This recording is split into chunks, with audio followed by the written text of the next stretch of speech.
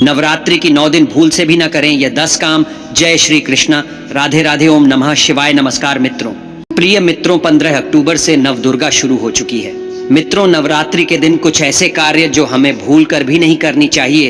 तो चलिए मित्रों, आज जानते हैं कौन ऐसी कार्य नवरात्रि के समय अगर करते हैं तो घर में गरीबी और दरिद्रता आती है। प्रिय मित्रों, माता रानी की यदि आप भी सच्चे भक्त हैं, जय माता दी बोलकर जल्दी से चैनल को सब्सक्राइब कर लें और हाँ, कमेंट बॉक्स में जय माता दी जरूर लिखें। चलिए मित्रों, जानते हैं गुरु जी के अनुसार कौन से ऐसे कार्य हैं नवरात्रि के 9 दिन भूल कर भी नहीं करने चाहिए। नवरात्रि के 9 दिनों में भूल कर भी ना करें ये 10 काम। माँ दुर्गा होती हैं क्रोधित, घर में आती हैं दरिद्रता एवं गरीबी। तो आइए दोस्तों, जानते हैं कि नवरात्रि के दौरान आपको कौन से 10 काम भूलकर भी नहीं करना चाहिए। दोस्तों, माँ दुर्गा के 9 रूपों की आराधना का पर्व अर्थात नवरात्रि 15 अक्टूबर दिन रविवार को शुरू होने जा रहा है तथा नवरात्रि का समापन 23 अक्टूबर दिन सोमवार को होगा। दोस्तों, नवरात्रि के दौरान माता रानी को प्रसन्न करने के लिए भक्तजन तरह तरह के उपाय करते हैं। कुछ लोग माता रानी के लिए व्रत एवं उपवास रखते हैं, दान धर्म करते हैं, तो वहीं कुछ लोग माता रानी के लिए यज्ञ तथा हवन करते हैं तथा कुछ लोग अपने पैरों के वाहन का त्याग करते हैं अर्थात अपनी मनोकामना की पूर्ति के लिए जूते चप्पल आदि का 9 दिनों तक त्याग करते हैं, जिन्हें करके हम माता रानी के प्रति अपनी श्रद्धा प्रकट करते हैं। परंतु अगर आप इन सब के अलावा ये 10 काम करते हैं तो माता रानी आपसे कभी भी नहीं होगी प्रसन्न और जीवन में आते हैं दुर्भाग्य एवं गरीबी तथा माता लक्ष्मी भी ऐसे व्यक्ति से हो जाती है नाराज। साथ ही दोस्तों, वीडियो के अंत में हम आपको एक ऐसा कार्य भी बताएंगे जो आपको नवरात्रि में अवश्य करना चाहिए। वह कार्य करने से आपकी हर मनोकामना पूर्ण हो जाएगी और माँ दुर्गा अति प्रसन्न हो जाती है। तो आइए दोस्तों, जानते हैं शास्त्रों में वर्णित नवरात्रि के दौरान वह कौन सा कार्य है जिसे करना अशुभ माना गया है। इससे पहले हे माता वैष्णो, जो भी भक्त कमेंट में जय माता दी लिखकर चैनल को सब्सक्राइब करेगा, उसके परिवार में सदैव कृपा दृष्टि बनाए रखना, साथ ही उसके सभी मनोकामनाएं पूर्ण करना। तो दोस्तों, सबसे पहला कार्य है स्त्रियों का अपमान ना करें। मित्रों, शास्त्रों में कहा जाता है यत्र नार्यस्तु पूज्यन्ते रमन्ते तत्र देवता, यत्रैतास्तु न पूज्यन्ते सर्वास्तत्राफलाः क्रिया।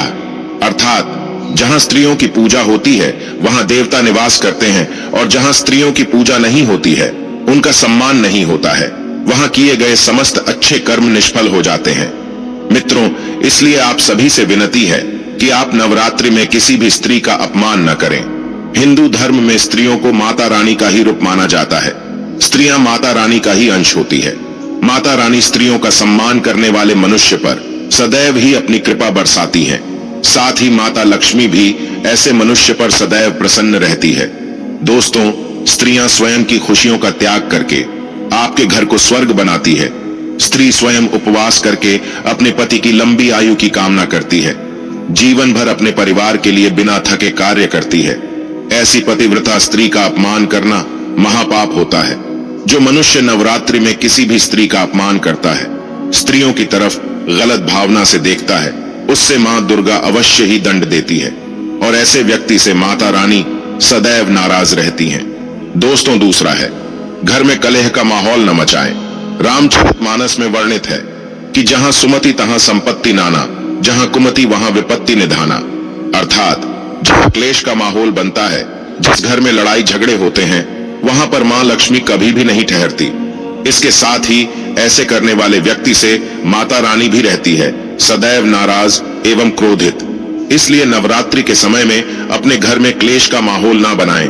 माता रानी का मन में चिंतन करते हुए श्रद्धा भाव से इस महापर्व का आनंद उठाएं। दोस्तों, तीसरा है नवरात्रि के दौरान कोई भी अनिष्ट कार्य ना करें, जैसे झूठ बोलना, पैसों की चोरी अथवा धोखेबाजी करना, निष्पाप पशुओं को सताना, किसी गरीब को नीचा दिखाना आदि कार्य भूल से भी ना करें। माता रानी को ऐसे कार्य करने वाले लोग बिल्कुल भी पसंद नहीं होते। ऐसे कार्य राक्षसी प्रवृत्ति के होते हैं जिससे माता रानी अत्यंत क्रोधित हो जाती है। चौथी बात है तामसिक आहार का सेवन। दोस्तों, नवरात्रि में इस बात का विशेष ध्यान रखना चाहिए कि आप भूल से भी तामसिक आहार का सेवन न करें, जैसे मांस, मदिरा, लहसुन, प्याज ये सभी तामसिक भोजन के श्रेणी में आते हैं, इसीलिए आप इन सभी का सेवन बिल्कुल भी ना करें, अन्यथा माता रानी नवरात्रि में आप पर क्रोधित हो सकती हैं। दोस्तों, पांचवी बात, शारीरिक संबंध ना बनाएं। दोस्तों, नवरात्रि में माता रानी की कृपा पाने के लिए नवरात्रि के 9 दिन भूल से भी शारीरिक संबंध ना बनाएं। जो भी मनुष्य व्रत का पालन करता है उसे तो भूल से भी शारीरिक संबंध नहीं बनाना चाहिए। जो नवरात्रि के 9 दिन ब्रह्मचर्य व्रत का पालन करता है, माँ उसकी हर इच्छा को पूर्ण करती है। दोस्तों, छठवीं बात है, अगर किसी महिला को नवरात्रि के दौरान पीरियड्स आ जाएं, तो ऐसे में महिलाओं को अपना व्रत पूरा करने के लिए मानसिक रूप से भगवान की आस्था करनी चाहिए तथा पूजा पाठ के दौरान दूर बैठकर किसी अन्य व्यक्ति से पूजा करवा सकती हैं। इस दौरान पूजा पाठ के सामान को नहीं छूना चाहिए, साथ ही माता रानी को स्पर्श करके प्रणाम भी न करें।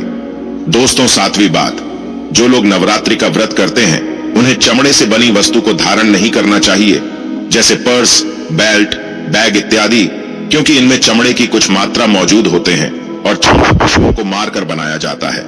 ऐसे में माता रानी को यह सब बिल्कुल भी पसंद नहीं होते तथा इन्हें धारण करने से व्रत का पूर्ण फल प्राप्त नहीं होता। दोस्तों, आठवां है, यदि अगर आप घर के मंदिर में कलश स्थापना किए हैं तो घर को कभी भी अकेला न छोड़ें। घर में किसी एक सदस्य को अवश्य ही रुकना चाहिए, क्योंकि नवरात्रि में माँ अपने भक्तों के घर में मौजूद होती हैं और शास्त्रों में ऐसा विधान है कि नवरात्रि में घर पर कलश स्थापना के बाद माता रानी को अकेला नहीं छोड़ना चाहिए। साथ ही अगर घर में कोई ना हो तो बिल्ली इत्यादि कलश को गिरा सकते हैं, जिसे बहुत ही बड़ा अपशगुन माना जाता है। इसलिए नवरात्रि में घर को कभी अकेला नहीं छोड़ना चाहिए। साथ ही विष्णु पुराण में नवरात्रि में दिन में सोना वर्जित माना गया है।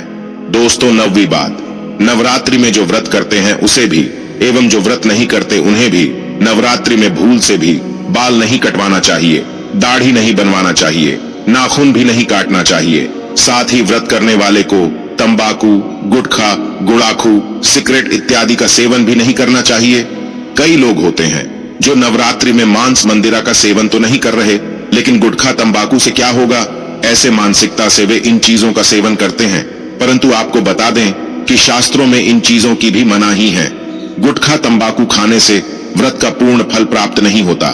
दोस्तों, 10वां है, घर के द्वार आई हुई किसी भी स्त्री या कोई भी अतिथि का अपमान न करें। दोस्तों, यदि नवरात्रि में आपके द्वार पर कोई कन्या, वृद्ध स्त्री अथवा कोई दुखी मन भोजन की इच्छा से भिक्षा के लिए आई हो तो उसका भूल से भी अपमान न करें अथवा उन्हें खाली हाथ घर से जाने भी न दें। यदि आपके घर में कोई दासी है तो उसका भी अपमान न करें।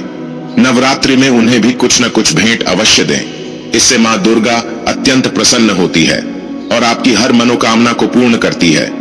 दोस्तों, इसके साथ ही अगर आप व्रतधारी हैं, व्रत रखते हैं, तो कलश स्थापित करते समय जटा वाला यानी पानी वाला नारियल का ही प्रयोग करें। साथ ही यह भी ध्यान रखें कि नारियल को कलश के ऊपर लेटाकर रखना चाहिए। कलश स्थापना करते समय कभी भी नारियल को खड़ा करके नहीं रखा जाता। नारियल को सदैव लेटाकर कलश के ऊपर रखा जाता है। साथ ही नारियल को स्थापित करने से पहले आप नारियल को लाल कपड़े में लपेटकर उस पर लाल चुनरी ओढ़ाकर आप नारियल को कलश के ऊपर स्थापित करें। शास्त्रों के अनुसार कलश के ऊपर जब सही तरीके से नारियल रखा जाता है और सही प्रकार का नारियल रखा जाता है, तभी व्रत और पूजन का पूर्ण फल प्राप्त होता है। साथ ही यह भी ध्यान रहे कि महिलाएं माता रानी को नारियल अर्पित कर सकती हैं, लेकिन कभी भी माता रानी के सामने नारियल को भूलकर भी नहीं तोड़ना चाहिए, क्योंकि नारियल का बिस रूप होता है और स्त्रियां बिस रूप से ही शिशु को जन्म देती हैं। इसीलिए कभी भी महिलाओं को नारियल नहीं तोड़ना चाहिए। नवरात्रि में माता रानी का व्रत और पूजन किया जाता है, लेकिन नवरात्रि के दौरान सबसे ज्यादा महत्व होता है कन्या पूजन का। दोस्तों, माना जाता है कि माता रानी व्रत उपवास से जितना प्रसन्न होती हैं, उससे 10 गुना ज्यादा प्रसन्न कन्या पूजन से होती है। नवरात्रि में छोटी छोटी कन्याओं को माता रानी का स्वरूप माना जाता है। कन्याओं को भोग लगाया जाता है, उन्हें प्रसन्न किया जाता है और बदले में आशीर्वाद मांगा जाता है। कन्याओं को प्रसन्न करने के लिए गिफ्ट वगैरह आदि उपहार दिए जाते हैं। माना जाता है अगर कन्याओं को कोई भेंट दी जाए और उसे खुशी खुशी स्वीकार कर ली, तो इसका मतलब है माता रानी अर्थात माता वैष्णो ने भेंट स्वीकार कर ली। जिन पर वो कन्याएं प्रसन्न हो गईं, तो समझो उन्हें माता रानी का आशीर्वाद मिल गया और माता रानी की कृपा से उन्हें मुंह मांगा वरदान प्राप्त होता है। शास्त्रों में बताया गया है कि नवरात्रि में 3 साल तक कन्या का पूजन होना चाहिए। अष्टमी अथवा नवमी को कन्याओं के पैर धोकर भोजन करना, उन्हें उपहार आदि देना श्रेष्ठ माना जाता है। इससे आपके घर में संपन्नता बनी रहती है तथा जीवन में धन धान्य की कभी भी कमी नहीं होती। शास्त्रों में वर्णित है कि कन्याएं जितना अधिक खुश होती है, माता रानी उतना ही जल्द फल प्रदान करती है। ऐसे में आप कन्याओं को चॉकलेट बॉक्स दे सकते हैं तथा खूबसूरत कपड़े दे सकते हैं। याद रहे काले कपड़े ना दें और स्टील के बर्तन भी गिफ्ट के तौर पर दे सकते हैं। याद रहे कि कन्याओं को लोहे का कोई भी सामान नहीं देना चाहिए। दोस्तों, जब कन्याएं आपके घर से पूजा एवं भोजन के बाद अपने घर के लिए प्रस्थान करें तो उनके चरण जरूर छू ले और अपने मन में अपनी प्रार्थना को, अपनी मन की इच्छा को कन्याओं को विदा करते समय अवश्य प्रकट करें। सच्चे दिल से मांगी गई मुराद माता रानी अवश्य पूरे करते हैं।